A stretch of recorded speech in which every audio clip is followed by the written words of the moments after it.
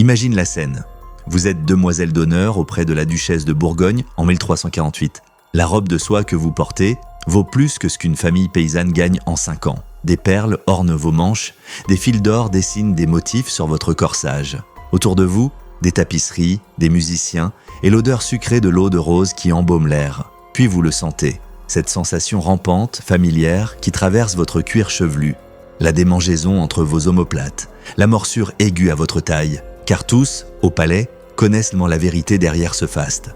Sous les plus riches étoffes de la chrétienté, sous les bijoux et les parfums, votre corps n'est rien d'autre qu'un terrain de festin pour les poux, les puces et les parasites qu'aucune richesse ne peut bannir. Avant de plonger dans la réalité grotesque qui se cache derrière le faste médiéval, si vous aimez découvrir les vérités cachées de l'histoire, mettez un like et abonnez-vous. Dites-moi en commentaire d'où vous regardez. Ici, on met en lumière l'écart entre l'image idéalisée du passé et la vie telle qu'elle était réellement. Ce ne sont pas de simples faits, ce sont des vérités dérangeantes sur ce que l'on appelle la civilisation. Le Moyen-Âge a longtemps été idéalisé comme une ère de chevalerie et de raffinement courtois. Des banquets dans les châteaux où l'on servait des paons rôtis, des dames vêtues de robes fluides, des chevaliers en armure étincelante, des cathédrales gothiques s'élançant vers le ciel, des troubadours chantant l'amour courtois. Mais sous cette façade de grandeur médiévale se cachait une réalité si sale, si infestée, si profondément répugnante que nous, modernes, avons du mal à comprendre comment la noblesse y survivait, et plus encore,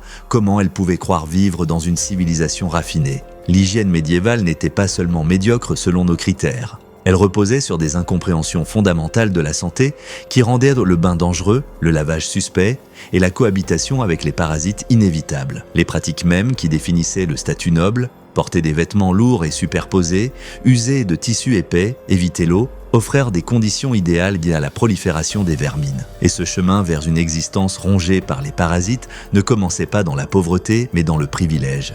Né dans une petite famille noble de Flandre, vous étiez éduqué dans un couvent où des nonnes vous enseignaient la broderie, le latin et le maintien attendu des jeunes filles destinées aux grandes cours. À 15 ans, vous fûtes choisi pour servir la duchesse de Bourgogne, un poste pour lequel les familles dépensaient des fortunes afin d'y placer leurs filles. Vous êtes arrivé au palais avec des rêves nourris par les récits du roi Arthur et les chants d'amour courtois. Et, à première vue, tout semblait confirmer ces fantasmes. Des murs de pierre couverts de tapisseries bibliques, de hautes fenêtres ornées de vitraux colorés, des chambres chauffées par d'immenses cheminées et des tables débordant de mets dont la plupart des gens ne goûteraient jamais. Mais dès la première semaine, vous avez compris que faste et misère n'étaient pas des contraires dans la vie médiévale. Ils allaient de pair, inséparablement liés. Le code vestimentaire du palais exigeait plusieurs couches de vêtements que l'on ne retirait jamais complètement. Votre sous-chemise, le seul tissu touchant directement votre peau, était de lin, lavé peut-être une fois par mois, si vous aviez de la chance. Par-dessus venait la cotte, une robe de laine ajustée. Puis le surcot, puis la houppelande sans manches, ensuite les manches, fixées séparément. Enfin le couvre-chef de véritable construction de fil de fer et de tissu que vous portiez du matin au soir. Chaque couche coûtait cher, chaque couche proclamait votre rang, et chaque couche devenait un refuge pour des créatures qui se nourrissèrent de votre sang, déposèrent leurs œufs dans les coutures et se multipliaient à une vitesse que personne, au Moyen-Âge, ne pouvait concevoir. Ce système d'habits complexe et d'hygiène minimale n'était pas seulement le fruit de l'ignorance. La médecine médiévale, héritée des médecins grecs de l'Antiquité, affirmait que le bain ouvrait les pores et laissait entrer la maladie dans le corps. L'eau était jugée dangereuse, à consommer avec prudence, mais à éviter sur la peau. Les riches prouvaient leur raffinement, non par leur propreté, mais par le prix et la complexité de leurs vêtements. Résultat, une noblesse qui portait des fortunes sur son dos, tout en hébergeant des écosystèmes entiers de parasites dans ses sous-vêtements, et qui considérait cela comme normal, inévitable, simplement humain. Votre chambre au palais était plus luxueuse que tout ce que vous aviez connu, un espace que vous ne partagiez qu'avec 3 autres dames, dotées d'un véritable lit avec cadre et matelas de plumes, et de tapisseries couvrant les murs de pierre pour couper les courants d'air. Mais le luxe ne suffisait pas à éliminer les créatures qui avaient la fait de ces tapisseries, de ce matelas et de vos propres vêtements leur terrain de chasse. Chaque matin commençait de la même manière, enfilé couche après couche tout en essayant d'ignorer ces démangeaisons devenues aussi familières que la respiration. Votre sous-chemise, portée des semaines entières entre 2 lavages, était raide de sueur, grouillante de poux de corps installés dans chaque couture. Vous aviez appris à ne pas trop regarder en la retirant, car voir les grappes blanchâtres d'œufs alignées le long de l'encolure vous donnait la chair de poules encore plus que les insectes eux-mêmes. Vint ensuite la côte, lourde laine qui retenait chaleur et humidité contre votre peau. Les puces vivaient dans cette laine, bondissant du tissu à votre chair des dizaines de fois par jour. Vous aviez pris l'habitude aristocratique de garder les mains croisées ou occupées à la broderie, non par pudeur, mais parce que se gratter en public trahissait l'existence des parasites que tous portaient, mais que personne ne nommait. Votre couvre-chef élaboré, un énin en forme de tour marquant votre statut, abritait des poux de tête qui déposaient leurs œufs le long de votre chevelure. La mode exigeait de s'épiler la ligne frontale pour dégager un front plus haut. Au mieux, cela réduisait leur territoire mais n'en supprimait pas la présence. La nuit, vous vous réveillez en sentant leur marche incessante sur votre cuir chevelu. Mais retirer le hénin demandait de l'aide. Alors vous restiez là, dans l'obscurité, les sentant se nourrir jusqu'au matin, moment où vous pouviez enfin appeler assistance. La duchesse elle-même, dans ses robes de drap d'or valant plus qu'un petit domaine, subissait les mêmes infestations. Vous l'aviez surprise, dans des instants privés, se grattant furieusement les flancs, laissant des marques sanglantes à travers le tissu. Une fois, et en l'aidant à s'habiller, vous aviez aperçu sa sous-chemise littéralement animée de poux. « Le prix de la beauté », avait-elle dit avec un sourire crispé, comme si accepter des démangeaisons éternelles relevait du raffinement plutôt que de l'horreur. Le palais tentait des solutions qui ne faisaient qu'empirer les choses. Les serviteurs glissaient aux désherbes entre les couches de vêtements, lavande, rue, pouliot, qui n'éloignaient en rien les insectes, mais donnaient à tout l'odeur d'une apothicairerie ratée. On suspendait parfois les habits au soleil. Cela tuait quelques parasites, jamais tous. On battait les tissus à grands coups de bâton, un sursaut de panique pour les vermines, qui finissaient par se réfugier plus profondément dans les coutures et les plis. Le pire restait les punaises de lit. Le matelas de plumes sur lequel vous dormiez abritait de véritables colonies qui sortaient dès la nuit pour se nourrir. Vous vous réveilliez couverte de boursouflures, sur le dos, les bras, le visage. Les autres demoiselles d'honneur portaient les mêmes marques, mais en parler ouvertement était jugé vulgaire. On usait donc d'euphémismes « j'ai mal dormi », disiez-vous, en vous grattant des piqûres qui démangèrent des jours durant. Certains nobles tentaient des mesures désespérées.